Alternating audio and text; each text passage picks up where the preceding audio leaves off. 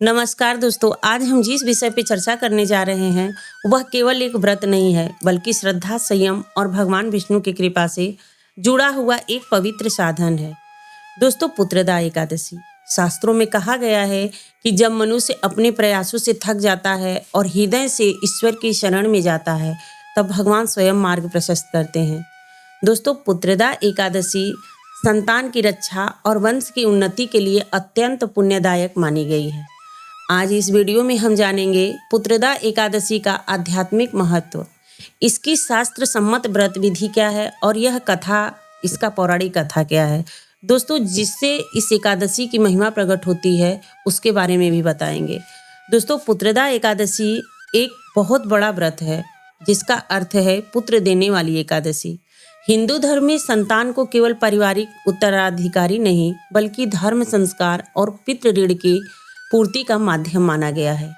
शास्त्रों में कहा गया है कि संतान के बिना गृहस्थ आश्रम अधूरा माना जाता है। दोस्तों, यह एकादशी केवल संतान प्राप्ति की कामना रखने वालों के लिए नहीं है, बल्कि उन माता पिता के लिए है जो अपनी संतान के स्वास्थ्य, समृद्धि और दीर्घायु की कामना करते हैं। दोस्तों, पुत्रदा एकादशी हमें यह सिखाती है कि संतान ईश्वर का उपहार है और उसकी प्राप्ति के लिए श्रद्धा, संयम और भक्ति अनिवार्य है। पुत्रदा एकादशी व्रत की संपूर्ण विधि की बात करें तो देखिए, प्रातः काल स्नान एवं अपने शरीर को शुद्ध रखें। ब्रह्म मुहूर्त में उठकर स्नान करें और गंगा जल है तो गंगा मिश्री जल से स्नान करें। दोस्तों, केवल शरीर का नहीं बल्कि मन और विचारों को भी शुद्ध करना चाहिए। स्नान के पश्चात स्वच्छ वस्त्र धारण करें और पूजा स्थल को खूब साफ स्वच्छ करें। घर की पूजा स्थान को स्वच्छ रखने के बाद भगवान विष्णु नारायण की मूर्ति, चित्र, मतलब जो भी आपके पास है, उसको स्थापित करें। दोस्तों, विष्णु के साथ अगर माता लक्ष्मी का है प्रतिमा तो वह श्रेष्ठ माना जाता है, तो माता लक्ष्मी का साथ में रहे, इस बात का ध्यान रखें। दोस्तों, अब जानते हैं व्रत के संकल्प के बारे में। दोनों हाथ जोड़कर भगवान विष्णु के समक्ष व्रत का संकल्प लें। हे श्री हरि विष्णु, मैं श्रद्धा और नियम पूर्वक पुत्रदा एकादशी का व्रत करती हूँ। मेरी मनोकामना पूर्ण हो और मुझे धैर्य एवं शुद्धि प्रदान करें। ऐसे भगवान का संकल्प लिया जाता है। दोस्तों, मनुष्य की इच्छा को ईश्वर से जोड़ने का माध्यम होता है यह एकादशी। भगवान विष्णु का पूजा पूरे मन से, श्रद्धा से करें। भगवान विष्णु का जल या पंचामृत से अभिषेक करें। दोस्तों, आप जानते हैं भगवान विष्णु का पूजन कैसे करें।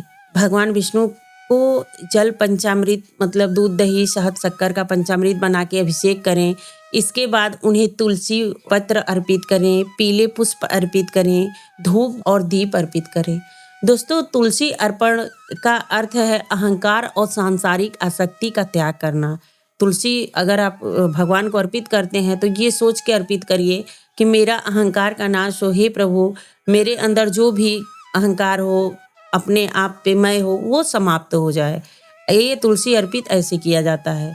दोस्तों, अधिक से अधिक मंत्र जप करें, भगवान का ध्यान रखें। जैसे उनका श्रेष्ठ मंत्र है ओम नमो भगवते वासुदेवाय। यह मंत्र भगवान विष्णु को अति प्रसन्न करता है, तो इस व्रत का अधिक से अधिक जप करें। मन को स्थिर करता है और चित्त को पवित्र करता है यह मंत्र। दोस्तों, उपवास के नियम की बात करें तो देखिए, अनाज, दाल, प्याज, लहसुन, ये सारा चीज़, तामसी चीज़ों का परित्याग किया जाता है। भक्त अपनी सामर्थ्य के अनुसार फलाहार, निर्जला व्रत कर सकता है। जैसे अगर आप जल पी के व्रत रह रहे हैं तो ठीक है, अगर व्रत आप फल खा के भी रह रहे हैं तब भी ठीक है। अगर आपसे नहीं हो पा रहा है तो आप भगवान के सामने प्रणाम करके शाम को कोई भी, मतलब अन्न है या फिर फल है, फलाहार है, जो आप ग्रहण कर लें। लेकिन अगर इस दिन लहसुन, प्याज, झूठ, अहंकार, ये सारे का त्याग करते हैं तो आपको व्रत का फल मिलता है। दोस्तों, व्रत का उद्देश्य कष्ट सहना नहीं, बल्कि इंद्रियों पर संयम स्थापित करना, व्रत का यह महत्व होता है। दोस्तों, इस दिन दान क्या करना चाहिए तो देखिए, इस दिन पुत्रदा एकादशी के दिन दान का विशेष महत्व है। जैसे इस दिन गरीबों को अधिक से अधिक दान दें, जो जरूरतमंद हो उनको दान दें आवश्यकता के अनुसार। जैसे ये पौष मास है तो इस मास में अगर आप गर्म चीज़ों का दान करते हैं, गर्म वस्त्र का दान करते हैं, जैसे कंबल है, जैकेट है, स्वेटर है, जो जिस लायक हो, जिसके पास कमी है उसका दान करें, गुड़ का दान करें, तिल का दान करें। यह व्रत अधिक से अधिक आराम देने का व्रत है। किसी को कष्ट न दे बल्कि उन्हें सुख प्रदान करें। दोस्तों, दान से घर का क्लेश नष्ट होता है और संतानों की रक्षा होती है। तो इसलिए ना दान करें कि अपना बस नाम का दान कर दें, कोई 1 कप ले गए, चावल दे दिए, थोड़ा-सा 1 कटोरी चावल दे दिए, दान हो गया, ऐसा नहीं दान करें। किसी ज़रूरतमंद को ऐसी चीज़ दान करें जिससे कि वो पहने या फिर खाए तो उसे कुछ अपनी कमियाँ दूर हों। दोस्तों, पुत्रदा एकादशी की पौराणिक कथा की बात करेंगे तो भविष्य पुराण के अनुसार भद्रावती नगरी में राजा सुकेतु और रानी शव्या राज्य करते थे। वह धर्मात्मा विष्णु के भक्त थे, परंतु वे संतानहीन थे। अनेक यज्ञ और दान के बाद भी जब संतान प्राप्त नहीं हुए तो वे वन चले गए। वहाँ एक महात्मा ने उन्हें बताया, पौष मास की शुक्ल पक्ष की एकादशी पुत्रदा एकादशी कहलाती है और इस दिन हे राजा और रानी, आप विधि पूर्वक व्रत करिए, रात्रि जागरण करिए और भगवान विष्णु का स्मरण करिए। दोस्तों, भगवान विष्णु उनकी भक्ति से प्रसन्न हो गए और उन्हें पुत्र का वरदान दिए। तो शास्त्रों में ऐसा बताया गया है कि जो भी व्यक्ति मंत्र जप भगवान का एकादशी तिथि के दिन करता है, उन्हें पीले फूल अर्पित करता है, उनके नामों के स्मरण करता है, साथ में माता लक्ष्मी का पूजा करता है, तो उसके बहुत बड़े से बड़े जो भी कामना हो वो पूर्ण होते हैं।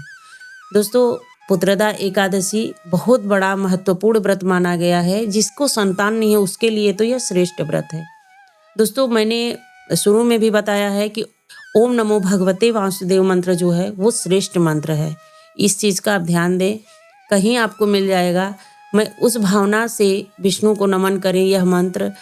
ये सोचिए कि वो संपूर्ण सृष्टि के पालन करता है, उनके सामने हाथ जोड़ के अपने पुत्र के लिए, पुत्र के उन्नति के लिए व्रत रखें। दोस्तों, पुत्रदा एकादशी केवल एक धार्मिक परंपरा नहीं है बल्कि ईश्वर में पूर्ण विश्वास का प्रतीक है।